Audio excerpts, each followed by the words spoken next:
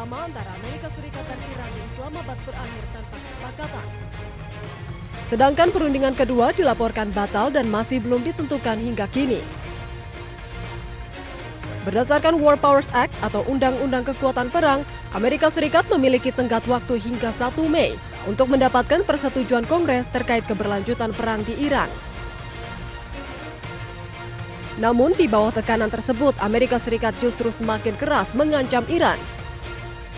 Ancaman tersebut muncul setelah Iran menghindar untuk bernegosiasi ulang.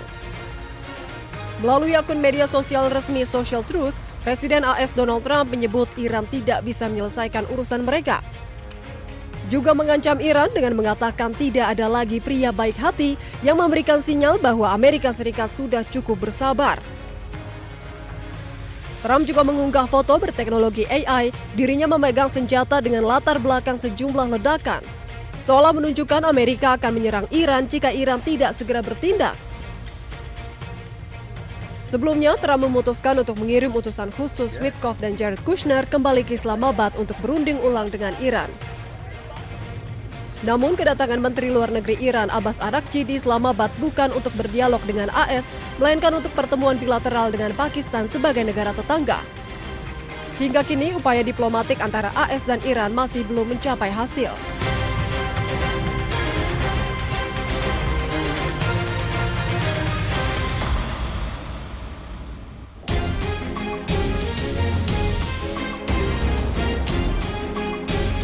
Perang AS Israel dan Iran telah berlangsung sejak 28 Februari. Kini Amerika Serikat terancam mundur dari perang di Timur Tengah.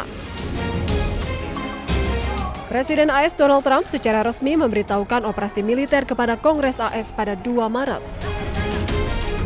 Sesuai Undang-Undang Kekuatan Perang atau War Powers Act, Amerika hanya punya waktu hingga tanggal 1 Mei untuk mendapatkan persetujuan Kongres terkait keberlanjutan perang AS di Iran. Pengamat hubungan internasional Suzy Sudarman menilai perang Iran harus berhenti dalam 60 hari. Harus berhenti perang maksudnya? Harus berhenti dalam 60 hari mungkin ya. Maksimal 60 hari perkiraan Anda? Ya, kalau tidak dia akan dimarahin Kongres gitu. Oke. Jika batas waktu tersebut terlampaui tanpa persetujuan Kongres, maka Amerika Serikat harus menarik pasukan militernya kembali. Meski begitu, Amerika bisa melanjutkan perang jika Kongres memberikan perpanjangan selama 30 hari. Sebelumnya, Donald Trump mengumumkan gencatan senjata selama 2 minggu dengan Iran, kemudian memperpanjangnya tanpa menentukan jangka waktu. Perundingan pertama antara AS dan Iran di Islamabad berakhir tanpa kesepakatan, sementara upaya diplomatik terus berlanjut untuk putaran negosiasi baru.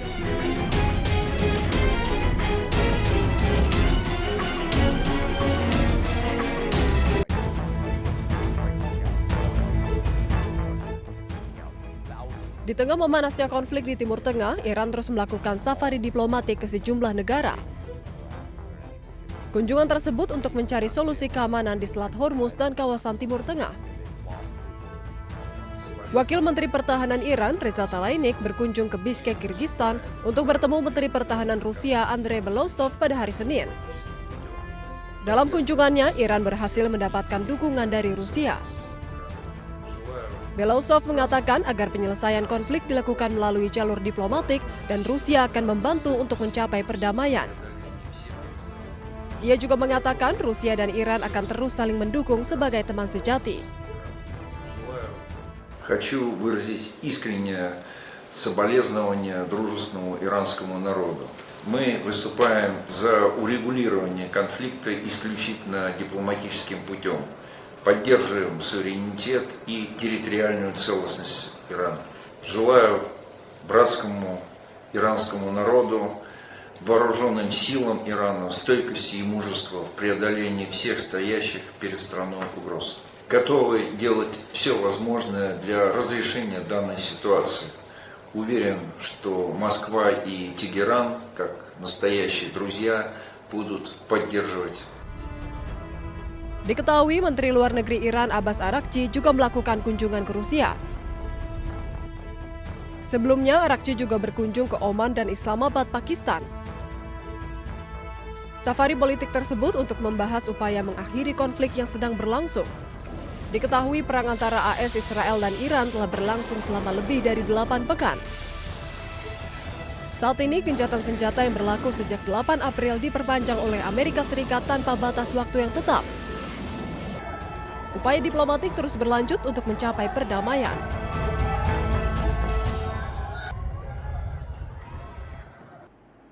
Kita harus jadi raksasa yang bangun, dan kita akan bangun.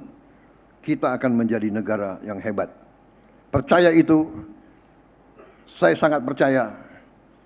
Sebetulnya, secara jujur, saya suka dengan kata-kata dari salah satu lagu favorit saya. Karena ada kata-kata itu dalam lagu Pertemuan, kan ada itu. Saya ingin hidup 1000 tahun lagi. Karena saya ingin melihat Indonesia jaya, rakyat Indonesia makmur, Indonesia dihormati, dibanggakan oleh bangsa-bangsa lain.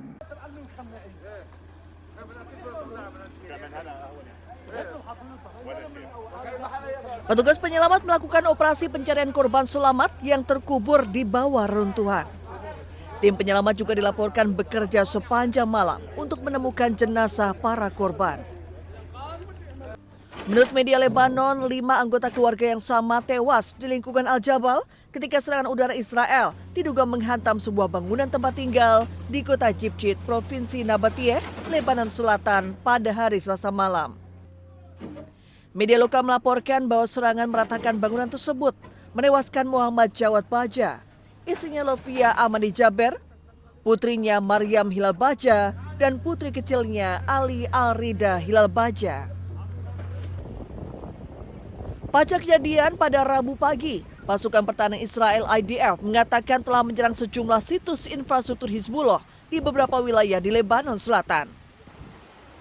Sebelumnya, kantor Perdana Menteri mengumumkan bahwa Netanyahu telah menginstruksikan militer untuk mengintensifkan serangan ke Lebanon Selatan setelah menuduh Hizbullah melakukan pelanggaran gencatan senjata. Kedua pihak sepakat untuk gencatan senjata pada 16 April yang kemudian diperpanjang selama 3 minggu pada Kamis lalu. Menurut Kementerian Kesehatan Masyarakat Lebanon, operasi militer Israel di Lebanon telah menyebabkan lebih dari 1 juta orang mengungsi, dengan 2.521 tewas dan 7.804 terluka.